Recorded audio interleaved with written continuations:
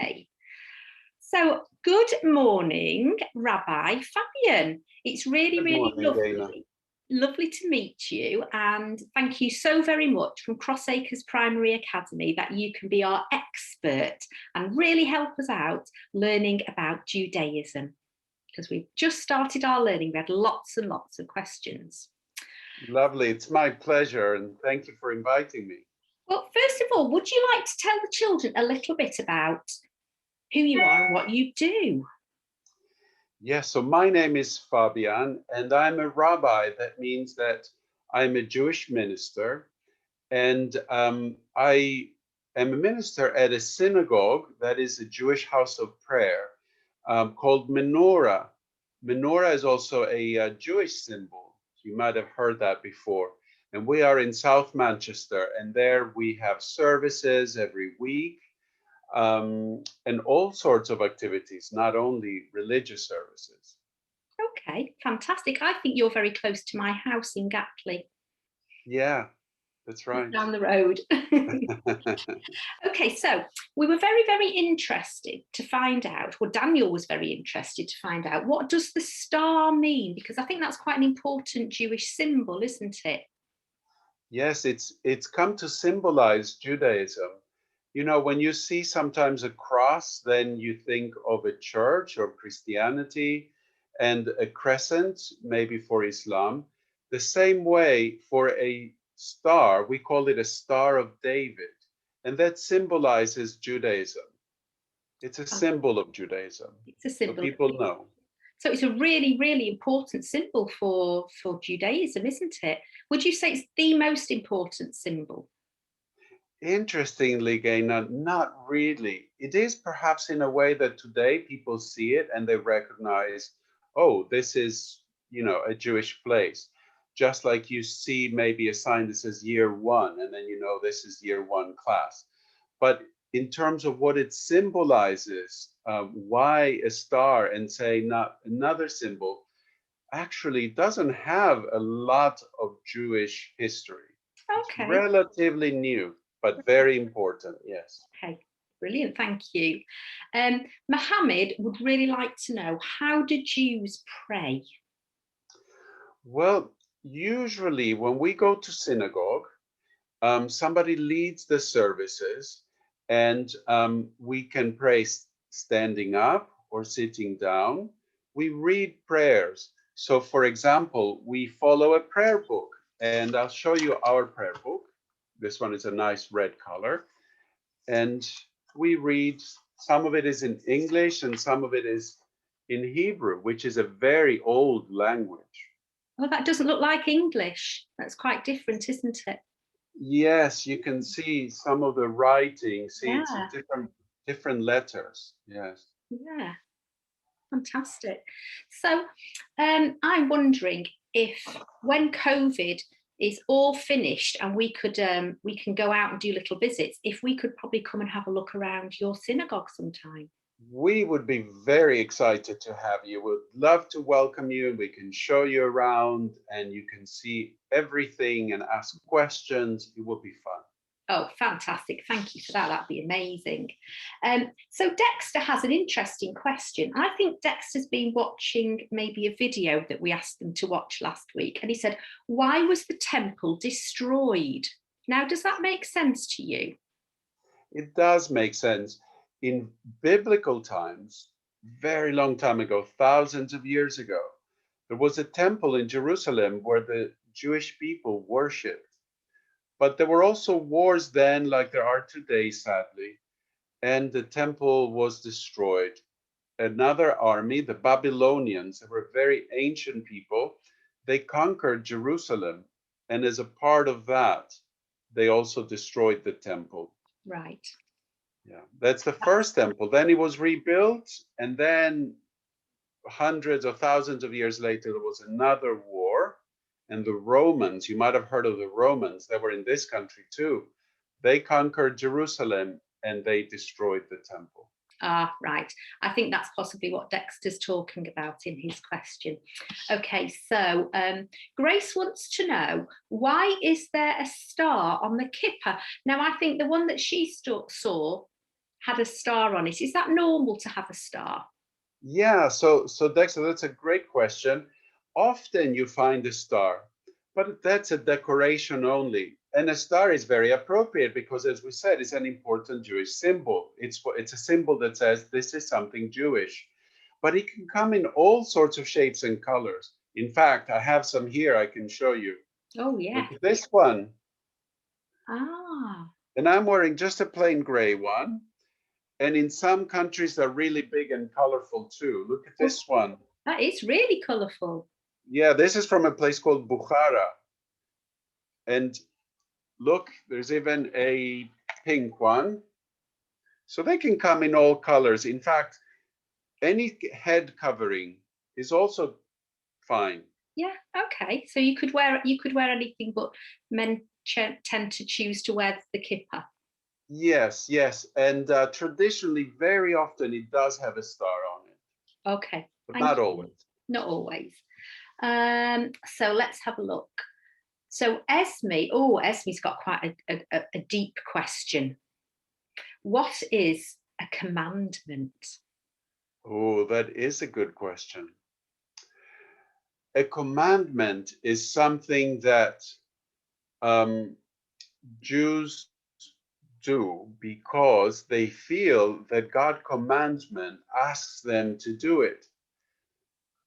Well, sometimes it can be something like an important commandment is to love your neighbor as yourself, or meaning to be nice to other people, just like you would want other people to be nice to you. It could be also to honor your parents, or it can also be, for example, to rest one day a week on the Sabbath.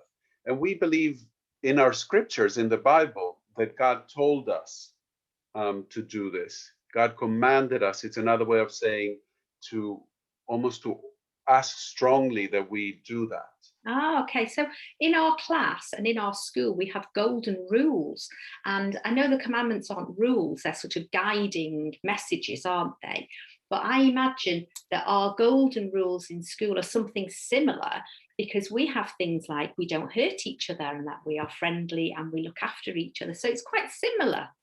Exactly. It is quite similar. It's something that is expected that we do towards one another and sometimes towards God, like to pray or to rest, for example. That is something that is good for us, but we believe that God would like us to do that. Okay, thank you. And just like school also, yes, it's very, very good example. Yeah. Okay, so a Desiree would like to know, can God see you? Great question. Well, I would say, according to Judaism, we believe that God is everywhere. So in that sense, one would say yes, but maybe not like a person sitting across from you and watching you, but God knows everything. It's a very, very good and difficult question to answer. I'm wondering if it's like a presence, just a presence to know that you're sort of held by God. Does that make sense? Something like that? I like that very much because in a way we're all part of the same universe. We're part, God sort of is present everywhere, or holding us, comforting us, or there. So it isn't so much that God is separate and watching us, but God is kind of with us if we think that way, but in a comforting way, not in a way of being, sort of watched and looked at. Yeah, in a negative way. Yeah. Okay, so let's see. Oh, now then, Alfie. Oh, Alfie. Why don't men and women sit next to each other at some synagogues? And I was really interested about finding out the answer to this one too. Oh, you have very, very good questions. Well, some synagogues, like the synagogue where I am a part of, we do sit together, but other synagogues don't. Some of it has to do with the temple. There used to be a special courtyard where for women in the temple. And so thinking about those times, there was a tradition that men and women are separate. Others thought, oh, maybe they won't concentrate so much on the prayers because people will be talking and men and women would be, maybe talk about family things. And so they separated men and women. Okay. But it's a custom and it's a good question. Some synagogues do, some synagogues don't. Okay, thank you. Why, this is a question from Hannah, why do synagogues have eternal lights? Oh, what a great question, Hannah. I think probably the answer is because it reminds us of holiness and God's presence.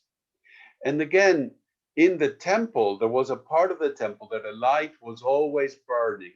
And that is something that is written in the Bible.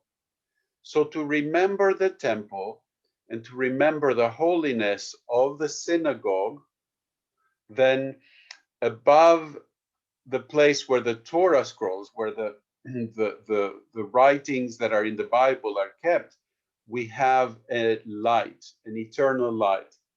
I don't know if you know what a symbol is, but like the Star of David is a symbol for Judaism. Yes. And maybe the eternal light is a symbol for holiness. Okay, so we've done quite a lot of learning about symbols and what things are sacred in churches and synagogues, what holy means, and that was quite difficult to understand what holy means. But yes, that's a brilliant answer. Thank you. And I think we've got just one more little question. This is from Serene. Can other religions come to a synagogue? Hi, Serene. Yes, other religions are welcome to come to synagogue, and we can also go to other religions, but usually we go to other religions to visit and to learn more about them. So Jews go to synagogue to pray, and they have services there, and they kind of worship there in a way, is another way of calling it. And visitors come and they're welcome to be our guests, so they can ask questions, they can see how we pray. They don't have to be Jewish. We believe that all religions are good and they're okay, and we should celebrate together and be together. So absolutely, they're invited to come. That is brilliant. And that takes us right back to when COVID is all finished and we can go out on our lovely trips again, we would love to come to visit you. And we would love to have you. And you can ask the questions that you have, and you can see things. We'll show you the Torah scroll. We'll show you the eternal light. You can see many kinds of kippah, some with star and some without, all sorts of lovely things. So we really, really look forward to seeing you. That would be wonderful. Just before we go, could you put your prayer shawl on so that we can see? Yes, yes. That would be fabulous. Yes, I have my prayer shawl. When Jews pray sometimes, we wear a special prayer shawl. And look, mine even has some writing in Hebrew, do you see? Oh gosh, and then we place it over our shoulders. And we pray with our prayer shawls on. You can also pray without it, but it's a reminder of God's commandments. So we do it to have something special. And maybe also once a year we have you studied some Jewish holidays? Not yet. That's going to be coming up soon. Not yet. Very good, because this is another Jewish symbol. It's called a shofar, and it makes a sound once a year, or we play it. So I'll be happy to show you that at synagogue. Let's see if I can do it now. Probably can't, but I'll try. See, it makes a loud noise. Wow, so that is loud.